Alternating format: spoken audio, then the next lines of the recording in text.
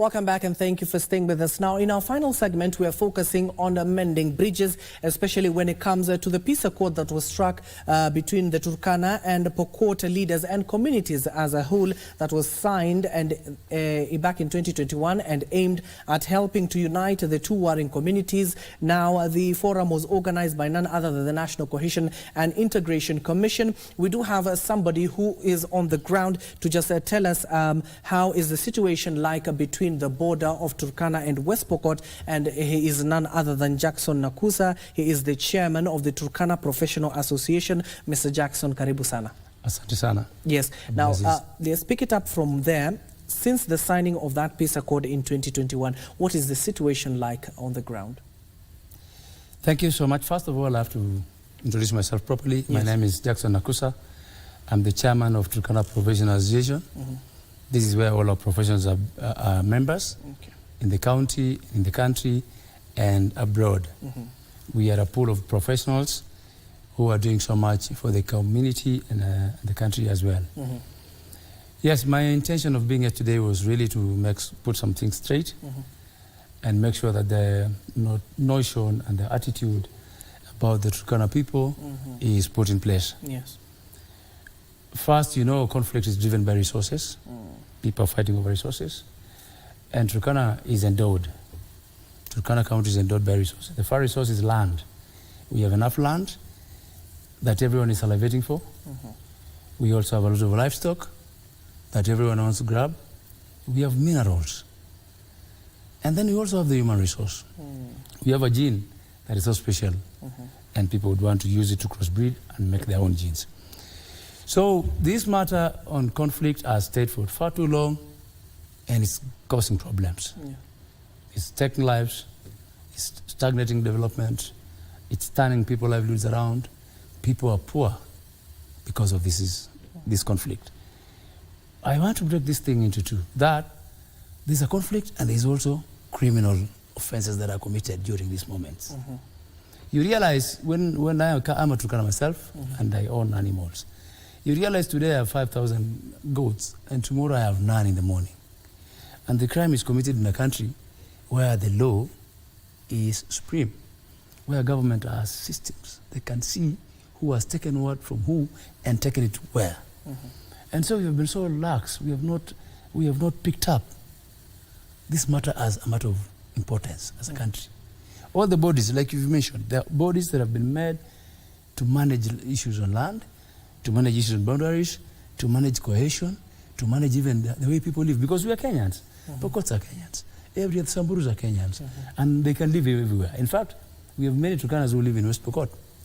And they're living their life. Maybe because they don't have so much resource that can be picked up from them, but they're living there. We recognize that, and we appreciate that some of our members, community members, are everywhere in the country. They're in West Pokot, they're in Trans Nzoia, they're in Wasingishu. In fact, there are many like Laikipia, they're in Nakuru, they're in Marsabit. We are in very many, about 7 or 8 counties in the country. But you realize the Pokot people are not bad people. And so when you term the conflict between the Turkana and Pokot, we have to separate. There are people in the Pokot society who have decided that we will always grab whatever is available for them. And you know, this is an opportunity that we can actually negotiate. Because if our people are living in Kapenguria, why can they not live here in peace? You see, that's the point. So those are the people who are trying to run issues along the border of Turkana and West Pokot, maybe Turkana and Baringo. These are the people that the government can focus on and say, what is the problem? You want livestock? There are many ways of getting livestock, including marriages. If you want livestock from a neighbor and you have a beautiful daughter, you give the daughter up and you have the animals. But this idea of coming forcefully, killing people, and taking the animals away is criminal. I am a friend to many Pokot professionals, and we speak. I go to Kapenguria every day and nobody has hurt me. They know I'm a Turkana. Because their intention is to change the attitude towards this old, archaic practice. It's a whole archaic practice that is being tolerated. We don't want that happening. Given that you've just said that you've even talked to the professional bodies that are on the other side. So what possible solutions are you offering, not just to the government, but to your community as well, so that this can stop? Yes, we are speaking to professionals that let us get to our people and tell them, let us get to go to school. Probably illiteracy and lack of proper livelihoods is what is driving these people to go and pick animals from the neighbors. So we professionals must step out and go and tell our traditional people, this habit is criminal and this habit is supposed to be, in fact, can be actioned by the law. So leave it. Focus on things. Because if you look at the countries that have conflict, they're the ones that are backward now. Every other country has taken off, but these countries are left here. And this is why sometimes I would want to call the government and say, just come and round up the people. You know those locations, you can pinpoint them, where the criminals are living. And I want to appreciate the CS, Kindiki. I want to appreciate the president for stamping his authority and saying, I want to terminate this criminal act. Turkanas and Pokots must focus on development, not on hunting each other in the streets. So for this reason, I've come to say, if we are able to identify these people who are armed, in fact, one other thing is wrong guns in the wrong hands. Those guns should be picked. We don't need them. The government of Kenya has enough machinery to handle everybody's security. They have enough machinery to handle the border issues. And so these are the guns that are roaming in the streets here are supposed to be picked, and the people who are owning it and they're refusing to be orderly should be put in their place. This is what I'm trying to say. And these guns are even extended to the roads. Someday they stop vehicles, they want to hurt people who are just doing their business, who have no intention of cattle rustling or something like that. So I'm insisting that we need to activate all the institutions that the government of Kenya has created to make sure that people live in peace. I am a peace lover myself. I am a person who wants to use sports for peace. I'm a sports person. Sports, in fact, was created because of chaos long time back, the marathon. And so even now, the government can deliberately create sports for peace. You know, sports is the way they put you together. It creates tolerance. People can speak about the same thing for a little longer. So we want to change our approach towards this place. And some of the, aside from what you've just proposed there, we're talking about, you have, especially for the Turkana people, we have the Tobonglore, we have such cultural events. So have you even considered to talk to your neighbors, to even invite them to They such? come. Yes. I tell you, I already told you I was in Kapenguria, and they come to Lodwar, my friends, some are politicians. People come, they're like you and me. You see, they come for functions. We had a very serious conference sponsored by UN. It was called the Investment Conference. And they brought in there, they brought the professionals, and we spoke. And we said, and we actually spoke with the professor. Said, first thing, remove the gun. Who needs that gun? What for? Okay? Second, let the government deliver development projects to these areas.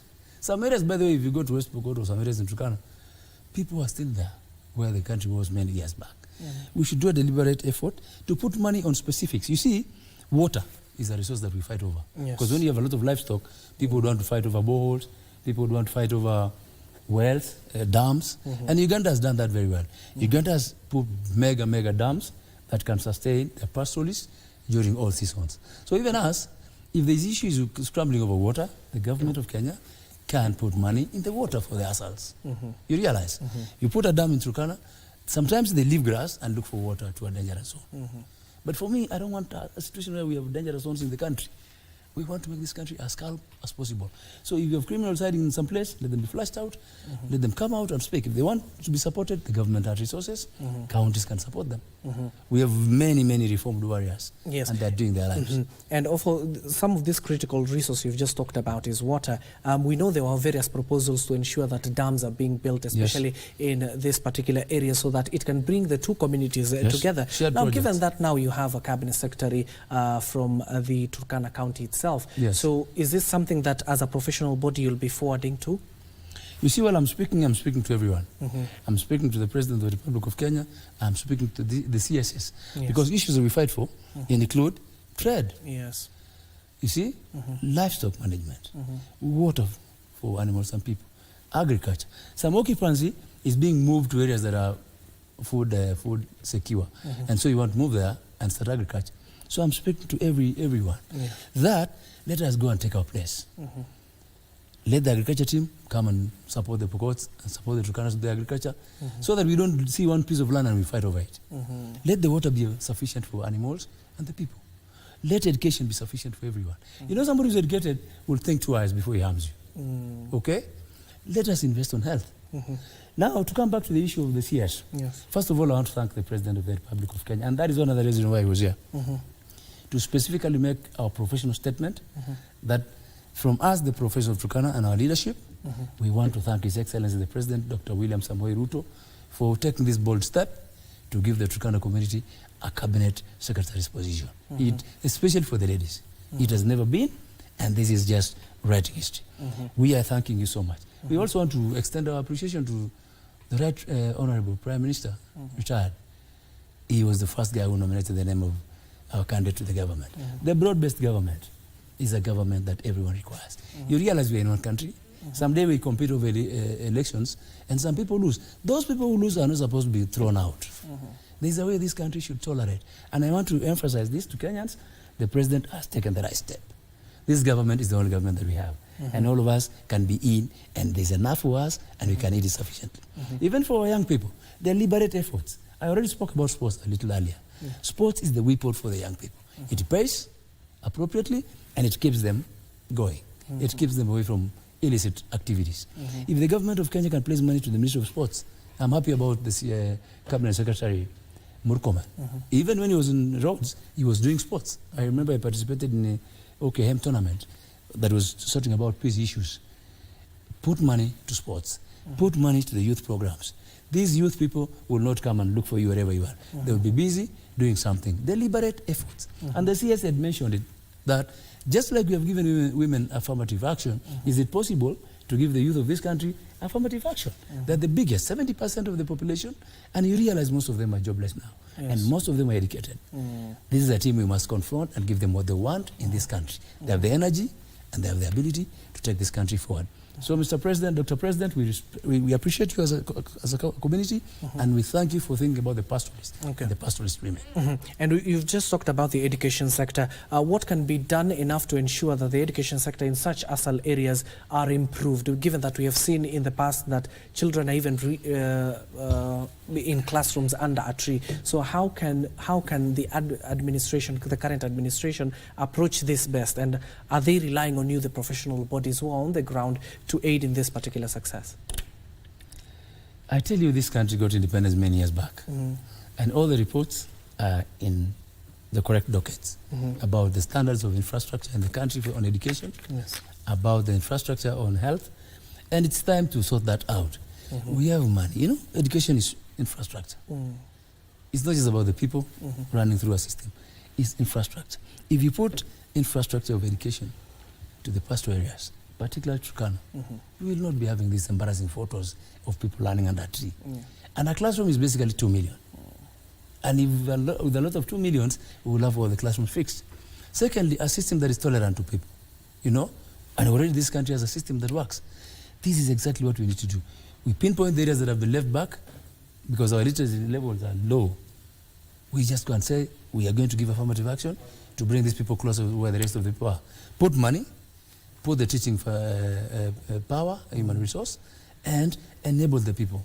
I even know that most of the areas are poor. And during my time, food was being placed in the school so that you go to school. But here I am today. If that means we can support those people by programs that provide food to those people.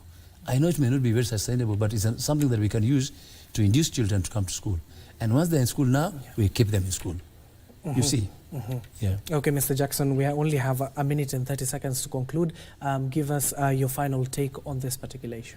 Yes, my big reason is we need to stop these issues on boundaries. We should not be talking about boundaries. Even before devolution, every county is a standalone county. My county is 023. It has boundaries marked to the end. There are no dotted lines. Even in the international borders, we have. And the other day, the government of Kenya rolled a survey for the entire international boundaries. That should even happen immediately for the Pokots, and Turkanas, and Samburus, and people in Meru. I know those conflicts. Let's seal this thing out. Because now, every day we are in parliament asking government to give us an explanation on boundaries. Why? There's already a boundary that marks your ward, it marks your sub-county, it marks your village, it marks your county, and it marks your province and the region. So let's just stop this thing, because some people are using it now to cause trouble. Some people are using it to cause tension. First request is, let us finalize on this issue. We don't want to speak over it anymore. The second thing is, we just have to pick the guns that are floating around the region. They are necessary, and we don't need them. Nobody needs those guns. Take them where they're supposed to be. Let those people decide what they want, and the governments of this country, including county governments, can give them what to do. Thirdly, we want to do deliberate development activities. Take water to pastoralists. Take medicine. Do grazing. I know there are places in Isiolo where people are planting grass, yes, and people are grazing using those like you graze there for a few months, then you reserve this other place in that manner, so that you have order. You realize now Turkana has oil and gas. They may need land eventually when we start development projects. So the pastorals also need to be managed to be in a place that is safe with every resource. And also, the government has to come out clear on resource management, particularly on minerals. There's a conflict in Baringo between Turkana East and Baringo that we need to speak over it. You know, nobody's an enemy of the other. All of us are people from the same country. All of us are people from God. And all of us have the wisdom to speak. If Turkanas want anything from West Pokot, they can go and speak and say, spare us this time, we are coming to grace here peacefully. Okay. The same thing that we do in Uganda and other places. Let's talk, let's tolerate one another, and let us create better ways of negotiating peace. Yes. And my point number one is Sports for Peace. Let's fund it. Let's have the young people interacting. And I want to thank, I repeat, to thank the President for giving us the opportunity. Pastoralists, you've been challenged. The women, deliver for the country, deliver for the region. Okay. I also want to request the CS for East African community and ourselves. Yes. Your time now is here. We want to thank you for being nominated. Please take it on, and God will guide you. Thank you so much. That is Mr. Jackson Nakusa, the chairman of Turkana Professional Association. I do know even the Tobonglore is coming up, yes, so wish you the best in that. You only have 30 seconds to talk about. Maybe I can talk about Tobonglore. Just 30 you are seconds. Invited to Tobonglore. That is the biggest cultural event we normally have. Yes. The president of this country put a deliberate effort and said, this is for the country and international. So all of you are invited. Yes. We invite our neighbors from Uganda, from Ethiopia, from Sudan, and all Kenyans are invited. Okay, thank you, Chairman. Hopefully to see you there if that particular conference we will get an opportunity to go to, given that we covered it last year. Hopefully this will be the case this year. That marks the end of our conversation here on a News Check. That was the third segment. We were talking about mending bridges. The Chairman has been able to tell us what is happening on the ground and some of the achievements the professional bodies are making on the ground, especially working closely with the county and the national government. That concludes our conversation. It is 2 minutes to the top of the hour. I need to pave way for my colleague, that is Khalid Abdullahi, who is coming up next with Kurunzi Mashinani. The sign language interpreter at the bottom end of the screen is Brian Muraru. Good morning for now.